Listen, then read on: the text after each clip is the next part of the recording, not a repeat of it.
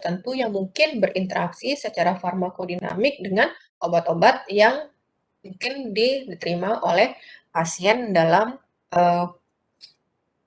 waktu atau misalnya kurun waktu dia beranjak remaja.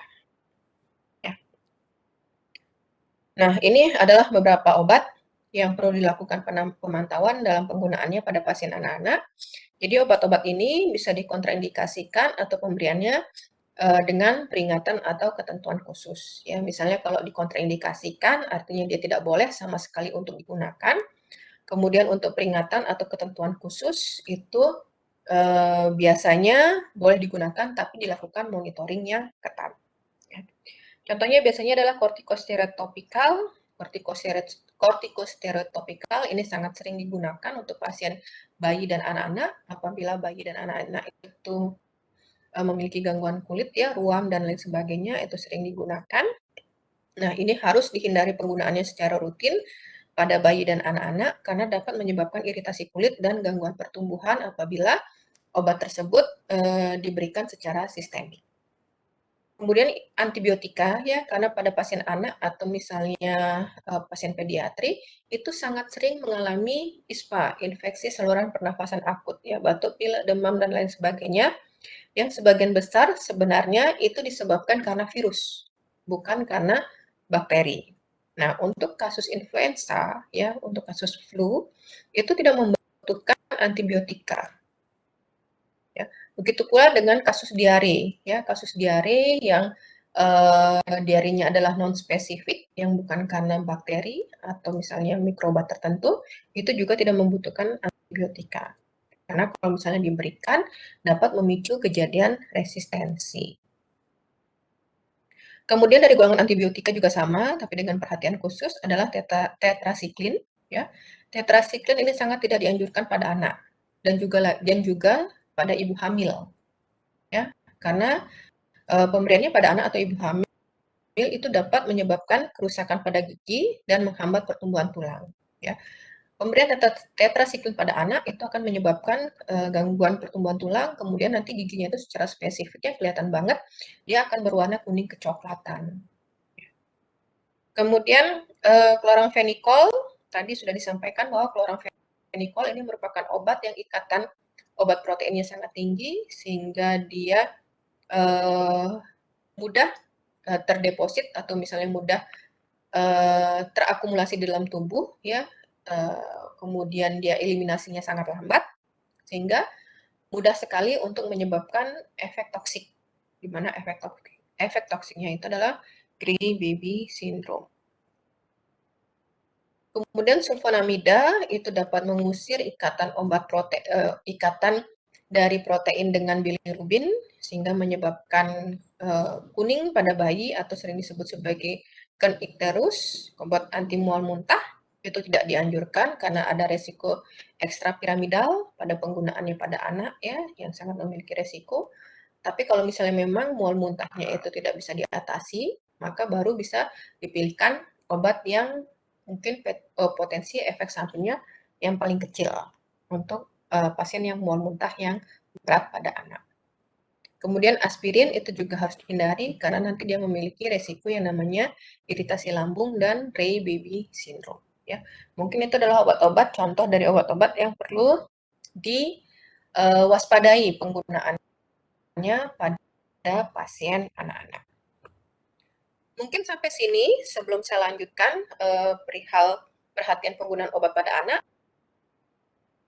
Apakah ada ditanyakan atau ada yang kurang jelas? Saya persilahkan.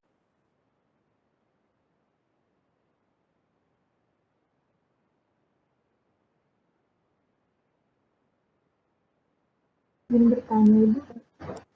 Iya. Baik, terima kasih atas kesempatannya. Jadi, saya Gemas, jam 97 ingin bertanya, Bu. Tadi disebutkan saat bayi baru lahir itu fase cesar, kalau udah baru lahir itu dikasih suntikin antibiotik untuk mencegah risiko infeksi setelah cesar. Itu pemberian antibiotiknya apa tidak kemungkinan menimbulkan resistensi atau Oke. bagaimana gitu? Apa sih? Ya, mohon maaf saya coba, ulang kembali pertanyaannya ya, karena, apa namanya tadi, agak putus-putus sinyalnya di saya, mohon maaf ya.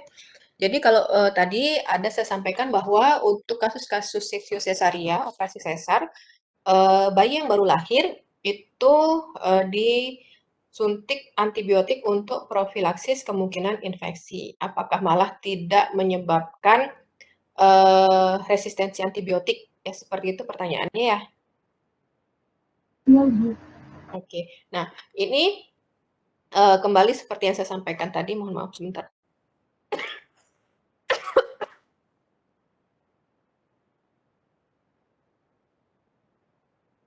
Aduh.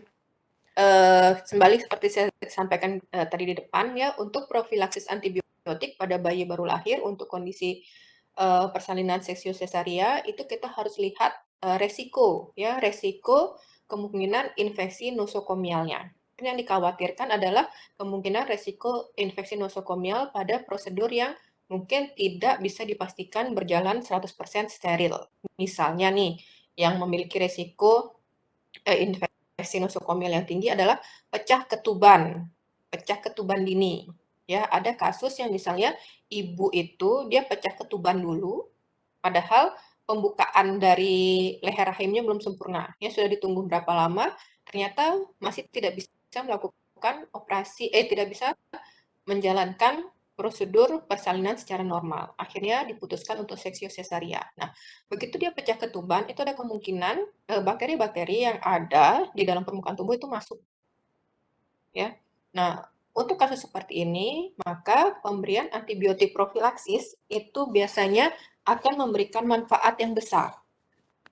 Sehingga begitu bayi baru lahir, untuk prosedur SC dia langsung diberikan suntikan IV antibiotik ya karena tadi misalnya kasus pecah ketuban. Kemudian ada kasus-kasus yang lain, misalnya nih ibunya memiliki resiko mengalami ISK ya seperti itu. Itu juga ada profilaksisnya. Jadi apakah dia akan mengalami resistensi antibiotik atau tidak? Ini bisa dicegah adik-adik. Jadi dengan melihat rasio manfaat resikonya. Jadi kalau misalnya memang manfaatnya lebih besar dibandingkan risikonya, maka injeksi profilaksis antibiotik ini itu harus dilakukan. Tapi kalau misalnya memang resiko infeksi nosokomial itu sangat rendah, maka dokter biasanya tidak akan memberikan injeksi antibiotik profilaksis tersebut. Ya, itu juga untuk mencegah terjadinya resistensi. Jadi dilihat kasus per kasus untuk pemberian injeksi antibiotik pada prosedur kelahiran seksio sesaria. Mungkin seperti itu, Gue Mistri. Udah, Ibu, bisa dimengerti. Terima kasih. Oke, ada yang lain silahkan adik-adik.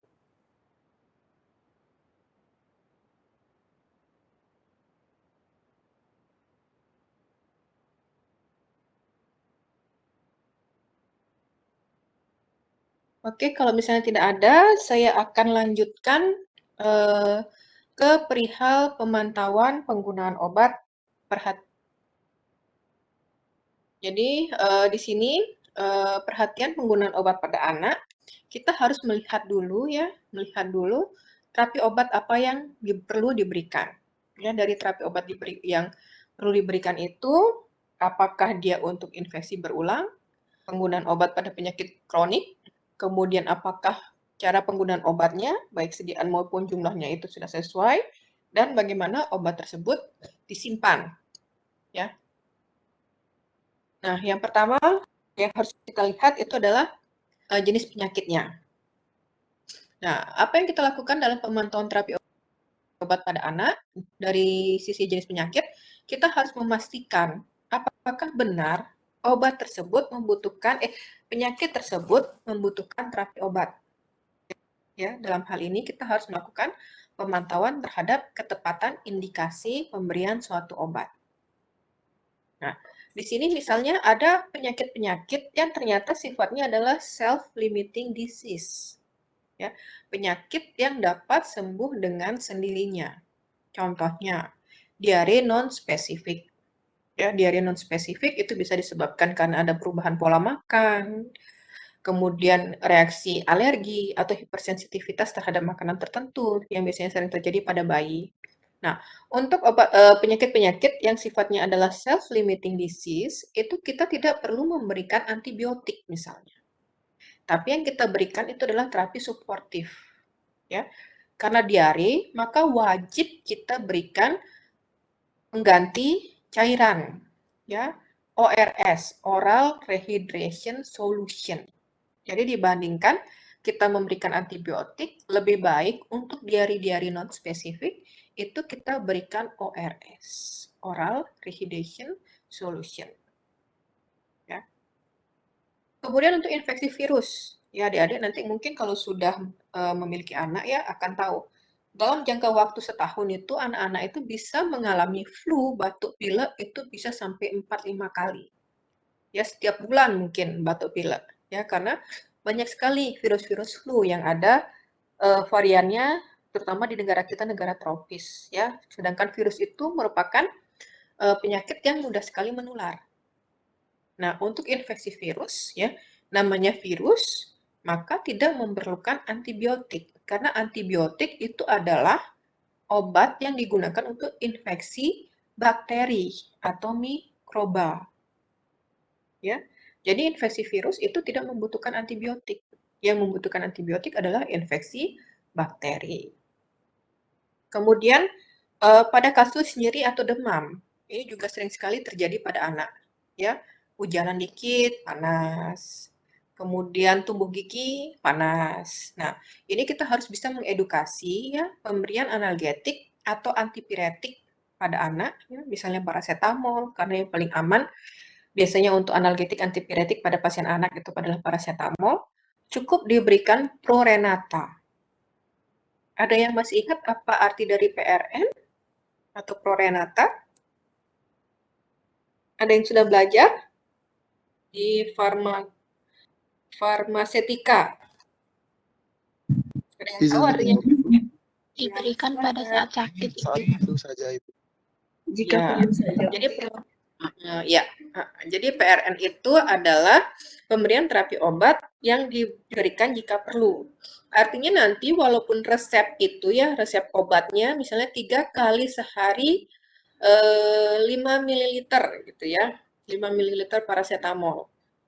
Kita harus melakukan edukasi kepada pasiennya bahwa apabila demamnya sudah hilang, walaupun obatnya belum habis, maka pemberian obat dapat dihentikan. Ya, jadi nggak harus kalau misalnya obat-obat yang untuk simptomatik itu diberikan sampai habis. Ya, itu harus diinformasikan kepada pasiennya. Ya, harus dengan Prorenata jika perlu saja, jika demam saja, atau misalnya pada saat pasiennya mengalami nyeri saja. Kemudian jangka waktu pemberian obat, ya dalam hal ini adalah durasi pengobatan. Ya, ada yang namanya terapi akut, ada yang terapi kronis. Ya, terapi akut misalnya kayak tadi pemberian analgetik atau antipiretik pada saat pasien itu mengalami nyeri atau demam. Jadi hanya diberikan pada saat kambuh atau sampai penyebabnya hilang. Contoh terapi yang banyak diberikan untuk pasien anak-anak yang memang terapinya akut itu biasanya adalah terapi asma. Ya, dia hanya menggunakan obat asma, misalnya nebulizer atau misalnya inhaler, itu hanya pada serangan akut saja. Begitu dia serangannya hilang, kondisinya membaik, maka penggunaan obatnya dapat dihentikan. Nah, untuk terapi-terapi kronis yang memang jangka waktu panjang ya, contohnya DM tipe 1, ya adik-adik diabetes mellitus tipe 1 atau sering disebut sebagai juvenile diabetes mellitus. Ini merupakan jenis diabetes mellitus yang bisa menyerang pasien anak-anak ya, mulai dari usia berapapun untuk DM tipe 1 itu bisa terjadi. Kalau pasien DM tipe 1 itu dia tidak bisa mendapatkan yang namanya antidiabetik oral. Ya, biasanya kan kalau diabetes mellitus pada dewasa ya DM tipe 2 itu begitu dia terdiagnosa, dia mendapatkan terapi oral terlebih dahulu. Contohnya misalnya nanti adik-adik akan belajar mengenai metformin, kemudian natiglinit, ya, golongan sulfonylurea dan lain sebagainya. Tapi kalau DM tipe 1 itu biasanya terjadi karena kerusakan sel beta pankreas pada anak. Nah, di sini dia membutuhkan terapi kronik jangka panjang dengan pemberian insulin. Nah, untuk ini kita harus memastikan bahwa pasien tersebut patuh terhadap pengobatannya. Karena kalau dia tidak misalnya menyuntikkan insulin sebelum dia makan dan lain sebagainya, akan terjadi peningkatan gula darah yang signifikan. Ya, nanti bisa menyebabkan komplikasi-komplikasi. Kemudian karena ini adalah pasien anak, ya resiko untuk mengalami efek yang tidak diinginkan itu jauh lebih tinggi. Sehingga kita harus memastikan bahwa dosis obatnya itu memang merupakan dosis obat yang khusus atau misalnya yang memang diperuntukkan untuk anak tersebut. Kemudian masuk ke jenis obat. Ya, jenis obat itu kita harus melakukan pemantauan terapi obat. Dalam hal ini adalah tepat obat. Ya, jadi right drug for right person.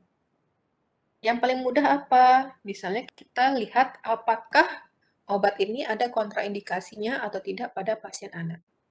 Misalnya tadi neonatus, ya neonatus, kemudian dia mengalami infeksi, maka harus hindari obat-obat yang memang dikontraindikasikan pada anak. Misalnya chloramphenicol, sulfonamida, kemudian golongan quinolon, tetrasiklin, karena memberikan efek yang tidak diinginkan pada pasien anak. Ya. Kemudian biasanya kita melihat terapi obat itu kita harus memilihkan first line terapi. Apa parameter dari first line terapi? Biasanya berdasarkan evidence base, obat tersebut memiliki efikasi atau efektivitas yang lebih besar dibandingkan resikonya apabila digunakan pada pasien pediatri. Kemudian tidak ada kontraindikasi. Efek samping obat yang muncul itu sangat minimal. Ya, kemudian tadi ya, resikonya itu jauh lebih kecil dibandingkan manfaat yang mungkin diperoleh dari pasien. Itu adalah terapi first line. Bagaimana kita tahu suatu obat itu terapi first line-nya apa? Biasanya ada di panduan terapi, di guidelines ya. Jadi nanti ada misalnya guidelines asthma in children ya. Guidelines misalnya hypertension in children gitu. Itu nanti akan diinformasikan terapi lini pertamanya apa. Kemudian yang ketiga dalam pemantauan terapi obat untuk jenis obat itu adalah pemilihan jenis obat yang sesuai. Ya, karena tadi pemilihan jenis obat yang sesuai itu sangat berpengaruh terhadap kepatuhan pasien untuk mengkonsumsi obatnya. Ya, kalau misalnya kita kasih pasien itu obatnya sudah pahit, rasanya nggak enak, kemudian dalam bentuk puyer, atau misalnya anak-anak itu biasanya nggak suka dalam bentuk kapsul, ya karena lengket dia biasanya di tenggorokan. Kemudian kalau puyer itu dia pahit biasanya rasanya. Nah, begitu mau minum obat, akhirnya dipaksa akhirnya obatnya muntah gitu, dimuntahkan obatnya. Nah, kan akan sulit bagi orang tua ya untuk memastikan ini mau dikasih lagi apa enggak. Kalau dia misalnya dikasih lagi seberapa banyak, enggak tahu berapa banyak yang sudah masuk misalnya ke dalam saluran cernanya. Maka sebaiknya jika memang ada pilihan obat dalam bentuk sirup, ya, kemudian rasanya jauh lebih enak dibandingkan sediaan yang lain, maka kita bisa pilihkan jenis obat yang mungkin akan meningkatkan ketaatan pada penggunaan obatnya. Ya, kemudian tadi juga cara pemberiannya. Untuk obat-obat yang misalnya pemberiannya per oral mungkin akan mudah, tapi untuk obat-obat yang misalnya pemberiannya secara khusus, misalnya kayak tadi insulin, yang menggunakan insulin pen, bisa nggak anak itu menggunakan? Atau misalnya menggunakan inhaler atau nebulizer, bisa nggak digunakan oleh pasien tersebut untuk penggunaan inhaler atau nebulizernya? Yaitu harus juga diperhatikan. Kemudian untuk pendosisan ya, penentuan dosis obat pada anak atau sering disebut sebagai tepat dosis ya tadi, usahakan pendosisan obat itu kita berdasarkan evidence base yang ada. Ya, kemudian apabila memang tidak ada evidence base, kita bisa mempertimbangkan pendekatan dengan usia, berat badan, atau body surface area. Ya, dengan misalnya rumus Clark, Young, atau misalnya menggunakan rumus BSA. Ya. cari pedoman pendosisan itu pada sumber informasi obat yang terpercaya. Ya, misalnya jurnal hasil penelitian, informasi obat, ya, namun hati-hati kemungkinan bias. Ya, adik-adik mungkin nanti akan belajar di mata kuliah farmakoepidemiologi, bagaimana mencegah interpretasi agar tidak terjadi bias dan lain sebagainya.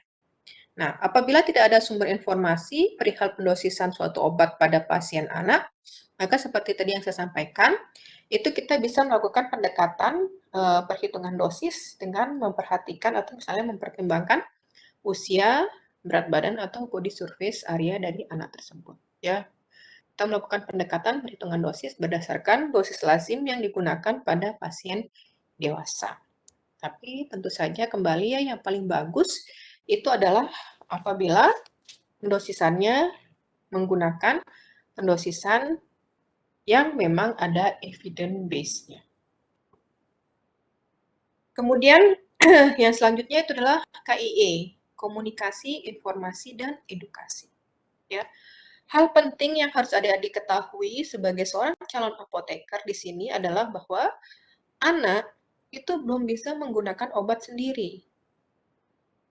Ya, terutama untuk obat-obat yang penggunaannya secara khusus. Begitu pula dengan obat-obat yang per oral ya. Dia belum tahu takaran. Nggak tahu dia 5 mili itu sebanyak apa. Maka, untuk pemberian informasi berupa cara pemberian, dosis, takaran penyimpanan, itu kita bisa informasikan kepada orang tua atau misalnya orang yang bertanggung jawab terhadap atau kepada anak tersebut. Ya, jadi informasikan kepada pendamping anak, perawat anak. Ya, jadi pada saat nanti KIE, pada saat KIE itu bukan kita meng-KIE anaknya. Jadi kita misalnya berikan D, ini nanti diminum 3 kali sehari 5 mili ya. Kemudian obat yang ini diminum 1 kali sehari 2 mili. Enggak, misalnya seperti itu. Anak-anak akan sulit untuk melakukan hal tersebut. Jadi kita lakukan konseling itu adalah kepada pendampingnya, kepada orang yang bertanggung jawab kepada anak tersebut. Ya. Nah, ada satu hal lagi yang harus diperhatikan dalam melakukan KIE, bahwa anak-anak itu memiliki suatu aspek psikologis tertentu. Ya. Jadi, anak itu akan lebih taat apabila dia diinformasikan suatu hal dari pihak lain. Dalam hal ini mungkin orang tuanya. Ya, orang tua anak bilang, harus minum obat supaya cepat sembuh. Kadang-kadang anaknya ngeyel. Tapi kalau dokter atau apotekernya yang ngomong, itu biasanya lebih didengar.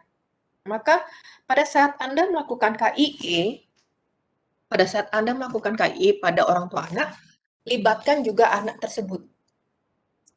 Ya, kalau misalnya anaknya sudah paham. Tapi kalau anaknya masih bayi, umurnya baru 3 tahun, nggak ngerti apa, mungkin sulit. Tapi kalau misalnya sudah masa sekolah, ya, TK, SD, SMP, apalagi remaja, itu kita bisa mengencourage anak itu untuk terlibat dalam pengobatannya. Ya, jadi diinformasikan kepada anak, kenapa misalnya dia harus minum obat. Ya, jadi akan diinformasikan, itu akan membawa dampak psikologis pada anak. Oh, ternyata saya bertanggung jawab loh terhadap pengobatan diri saya sendiri. Nah, seperti itu. Ya, itu berdasarkan panduan-panduan dalam melakukan konseling pada pengobatan anak. Ya, jadi ikut sertakan anak tersebut dalam konseling sehingga dia mendapatkan informasi dan dia merasa terlibat dalam pengobatan yang dilakukan untuk kondisi penyakit yang dia alami. Kemudian ini adalah biasanya obat-obat yang sering menyebabkan drug related problem pada pasien anak-anak. Jadi obat-obat ini sering menyebabkan drug related problem pada pasien anak-anak. Ya, misalnya yang berkaitan dengan indikasi obat ya, indikasi obatnya tidak sesuai, misalnya penggunaan beclometasone, fluticasone, dan sodium kromoglikat. Itu biasanya dia yang berkaitan dengan alergi ya. Jadi pasiennya mungkin membutuhkan terapi obat untuk alerginya, tapi tidak tepat pemberiannya. Ya. Kemudian prongrak yang sering terjadi adalah flucloxacillin dan salbutamol. Ya. Karena biasanya dia bisa menyebabkan terjadinya ADR pada pasien anak. Kemudian Kalau dalam hal pendosisan, biasanya insulin, ya, insulin netral, insulin isopen, phenobarbital, sodium valproat, ya, dosisnya terlalu lebih kecil. Kemudian too much aminofilin, theophylline, ini adalah obat-obat yang indeks terapinya sempit, ya. Dia memiliki indeks terapi sempit dan sering sekali kesalahan dalam pendosisan itu memicu terjadinya reaksi toksisitas sehingga harus hati-hati sekali digunakan.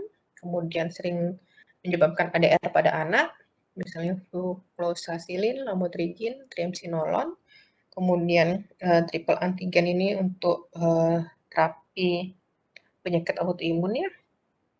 Kemudian interaksi obat eritromisin itu karena dia banyak menyebabkan interaksi obat pada tahap metabolisme, itu harus hati-hati digunakan. Kemudian ketidaktaatan dari pasien, ya, ada beclomethasone, budesonide, fluoxacillin, fluticasone, insulin netral, insulin isopen, salmeterol, sodium kromoglicate, itu seringkali penggunaannya dalam jangka waktu yang panjang. Kalau misalnya pasiennya merasa bosan sehingga akhirnya di tengah jalan menghentikan terapi obat tersebut. Kemudian yang sampai menyebabkan keracunan itu misalnya klonidin, diazepam, kemudian oxazepam, paracetamol, propanolol, kemudian theophylline. Ini adalah laporan dari ADR yang sering terjadi pada anak. Dalam hal ini adalah di USA, ya. Kalau di Indonesia secara nasional itu belum ada laporannya. Ya mungkin nanti adik-adik yang berminat untuk skripsinya perihal kira-kira apa sih DRP yang sering terjadi pada pasien anak, ya. Nah, mungkin itu saja yang bisa saya sampaikan perihal paparan materi untuk pemantauan terapi obat pada anak. Sebelum kita masuk ke studi kasus, apakah ada yang ingin ditanyakan atau ada yang ingin disampaikan? Saya persilahkan.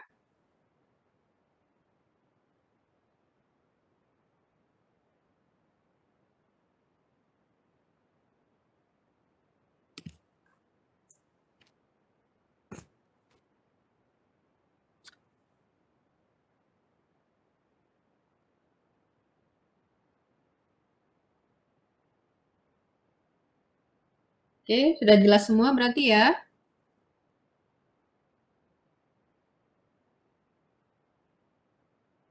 Iya, Ibu.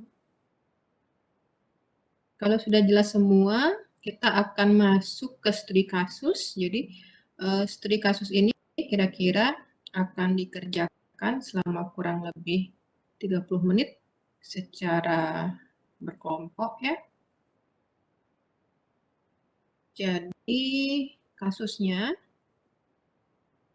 ini mudah sekali. Adik-adik sudah dapat farmasetika kan ya? Sudah, Ibu. Ya, berarti sudah diajarkan tentang perhitungan dosis ya. Nah, ini studi kasusnya, anak usia 4 tahun mengalami demam, suhunya 37,5. Orang tua pasien datang ke apotek, ingin membeli obat penurun demam.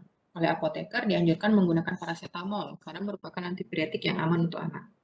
Dari literatur diketahui bahwa dosis paracetamol anak adalah 10-15 mg per kilogram berat badan untuk sekali minum dan diberikan setiap 6-8 jam. Jika diketahui berat badan anak adalah 15 kg, Anda diminta untuk menghitung berapa dosis sekali minum yang harus diberikan pada anak. Ya.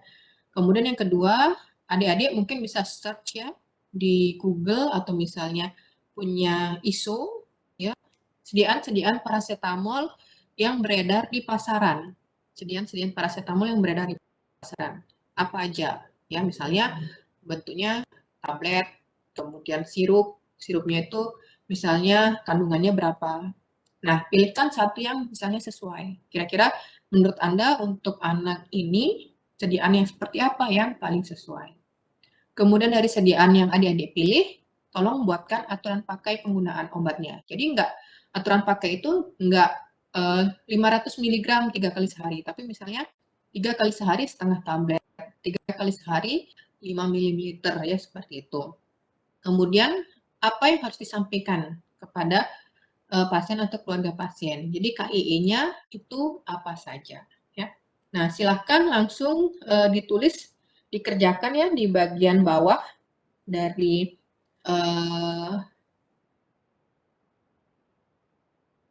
kasus ini di dalam bentuk Word. Kemudian jangan lupa untuk menuliskan nama anggota kelompok. Kira-kira seperti itu untuk studi kasus. Apakah ada pertanyaan perihal studi kasusnya? Nanti akan saya kirimkan ke formanya untuk filenya. Ada yang ingin ditanyakan perihal studi kasus?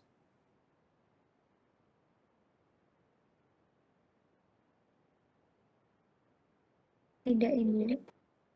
Oke, kalau misalnya tidak, saya sebenarnya akan kirim dulu untuk kasusnya.